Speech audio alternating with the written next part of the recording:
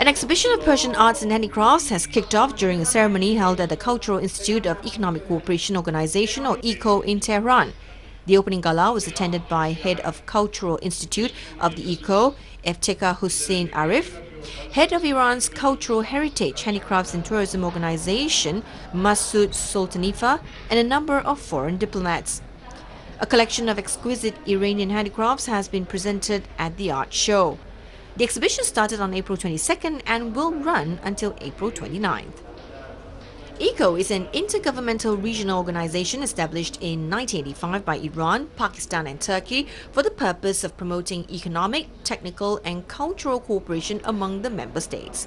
In 1992, the ECO expanded its membership to include Afghanistan, Azerbaijan, Kazakhstan, Kyrgyzstan, Tajikistan, Turkmenistan and Uzbekistan.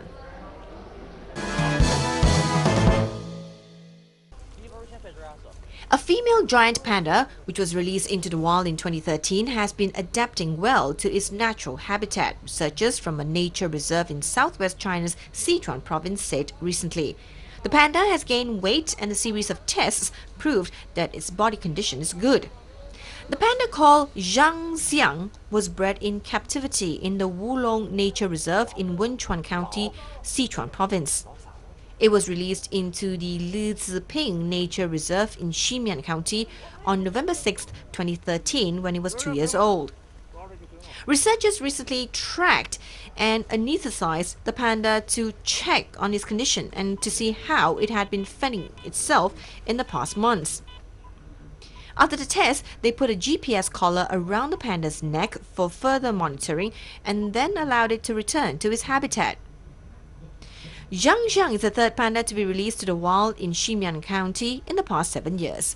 They said the survival of these pandas is vital for continuing the program, which aims to release more captive bred giant pandas into the wild to protect their genetic diversity. Giant pandas are one of the world's most endangered animals, with roughly 330 living in captivity. Fewer than 1,600 live in the wild in China, mostly in Sichuan and neighboring Shanxi province. A 3,000-ton bridge span, the heaviest of its kind in China, is to be joined into the main body of the Hong Kong-Zhuhai-Macau Bridge recently. The 130-meter-long bridge span is a critical part of the Hong Kong-Zhuhai-Macau Bridge project, which has been running since 2009.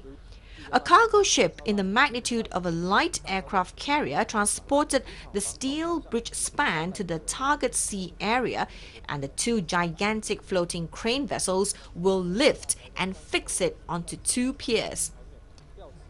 Yang Xiaoxi, Deputy Manager, Wuhan Marine Machinery Plant Company Limited, China Shipbuilding Industry Corporation (CSIC) said they use the welding techniques for shipbuilding instead of the traditional technologies.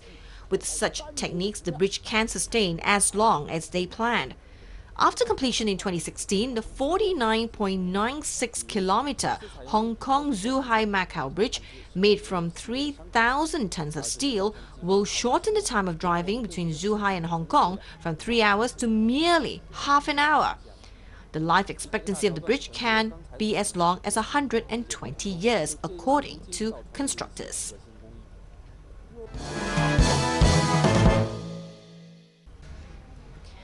India recently celebrated World Heritage Day. World Heritage Site is any such place that has historical, cultural or natural importance. UNESCO has listed 30 sites from the country as World Heritage Sites. The sites are the Taj Mahal, which is an epitome of love of Mughal Emperor Shah Jahan for his wife Mumtaz. The construction of the mausoleum began in 1632 AD, carved on white marble. Taj Mahal is the finest specimen of Mughal architecture. This heritage site was included among the World Heritage Sites in 1983. It is one perfect combination of Persian, Turkish, Indian and Islamic architecture. Another World Heritage Site spread across 430 kilometers is the Kaziranga National Park in Assam. It is an abode of one-horned rhinoceros. Kaziranga is a vast expanse of tall elephant grass, marshland and dense tropical moist broadleaf forests. The park is home to large breeding populations of elephants, wild water buffaloes and swamp deers. The national park is also recognized as an important bird area by BirdLife International for conservation of avifaunal species. UNESCO declared Kaziranga as a World Heritage Site for its unique natural environment in 1985. Another site is located at Sanchi town in Raisen district of the state of Madhya Pradesh, with its great stupa, which is the oldest stone structure in the country. The stupa is the symbol of love, peace, belief and courage. Originally commissioned by the Emperor Ashoka in the 3rd century BCE, its nucleus was a simple hemispheric brick structure built over the relics of the Buddha. The monument has been listed among the UNESCO World Heritage Sites since 1989. The Ajanta and Ellora caves of Maharashtra are also included in the list of World Heritage Sites by UNESCO. The caves of Ajanta and Ellora was built during the 7th and 9th centuries. Among them, number 1 to 12 caves are of Buddhists, number 13 to 29 caves are of Hindus, while 30 to 34 are of Jains. These caves demonstrate the religious harmony prevalent during this period of Indian history. These caves have a profound effect on the development of art in India, and with artistic creation is an excellent example of the use of technology in yesteryears. The Elephanta Caves are a network of sculpted caves located on Elephanta Island. It consists of 2 groups of caves. The first is a large group of 5 Hindu caves. The second, a smaller group of 2 Buddhist caves. Apart from these, UNESCO has also given the World Heritage certification to mountain railways. These include Nilgiri Mountain Railway, Darjeeling Himalayan Railway, Kalka-Shimla Railway. The Nilgiri Mountain Railway runs between Mettupalayam and Ooty. Darjeeling Himalayan Railway is a narrow-gauge railway that runs from New Jalpaiguri to Darjeeling. The Kalka-Shimla Railway narrow-gauge railway covers mostly mountainous route from Kalka to Shimla and is known for dramatic views of the hills and surrounding villages. Red Fort in India's national capital is also considered as a monument which wraps up the history and culture of India. The Red Fort was built as the fortified palace of Shahjahan Nabad, capital of the 5th Mughal Emperor Shah Jahan in 1648. It was named for its massive enclosing walls of red sandstone. The fort's artwork synthesizes Persian, European and Indian art, resulting in a unique Shah Jahani style rich in form, expression and color. It was designated as a UNESCO World Heritage Site in 2007 as part of the Red Fort complex.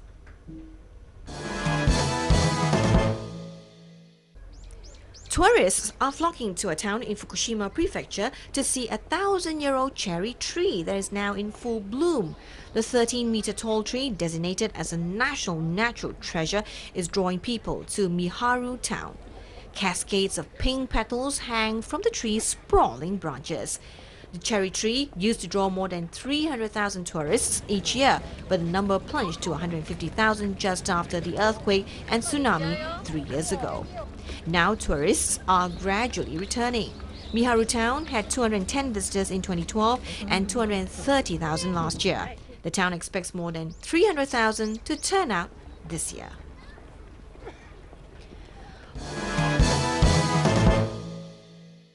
About 40,000 migratory birds heading for Siberia in Russia's far east are resting at a wetland in Hokkaido, northern Japan. Answer albifrons visit Lake Miyagi-Manuma at this time of the year on their way from northern Japan to Siberia. The wetland is designated as an international protection site under the Ramsar Convention. A flock of birds left the area early morning. A woman said the sound and spectacle were more impressive than she had expected. More of the migratory birds will arrive later this month. They will leave for Russia far east at the beginning of May.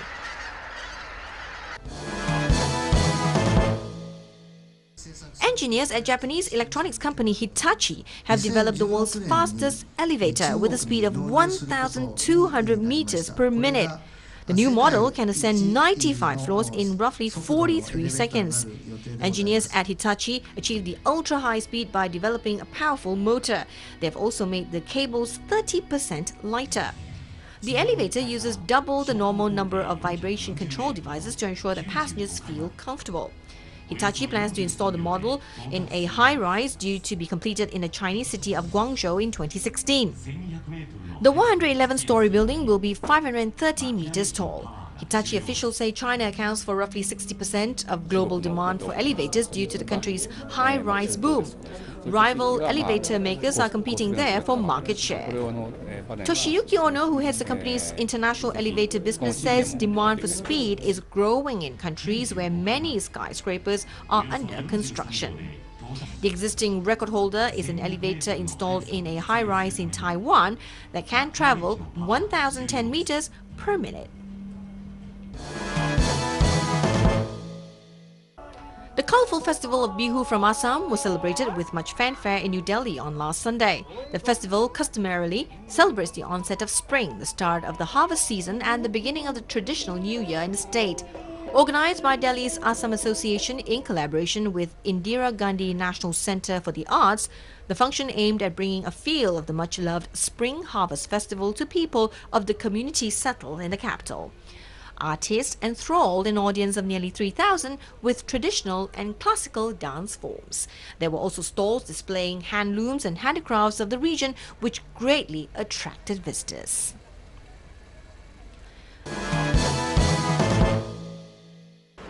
Scenes from a new Bollywood movie are currently shot in Warsaw, with the crew making use of some of the Polish capital's most striking locations. Thriller Kick follows three characters whose paths cross in Warsaw. The film is directed by Sajid Nadiawala, starring top Hindu actor Salman Khan. One of Warsaw bridges, Gdansk Bridge, is closed for drivers and pedestrians. The scene with double-decker bus falling down into the Vistula River has been shot. The movie will have its world premiere on July 27th in Dubai, New York and other cities. Initially, the authors had considered setting the main action of the film in London. However, Warsaw won in the end as a city, bringing in more freshness and giving more inspiration for artistic creativity. A new organization in Tokyo will set up an online broadcasting station between Japan and South Korea to deepen understanding between the countries. Japanese people who have cultural and business relations with South Korea on February 14th launched the organization. About 40 people attended a ceremony in Tokyo. The organization plans to open an internet broadcast station from June to show programs on local culture and tourism of both countries. The 24-hour programs will be available in 3 languages: Japanese, Korean and English. Viewers can watch them via its website and on YouTube. The joint broadcasting idea is modelled after a public broadcast system jointly established by France and Germany in 1992. The goal was to promote mutual understanding after the 2 great wars of the 20th century.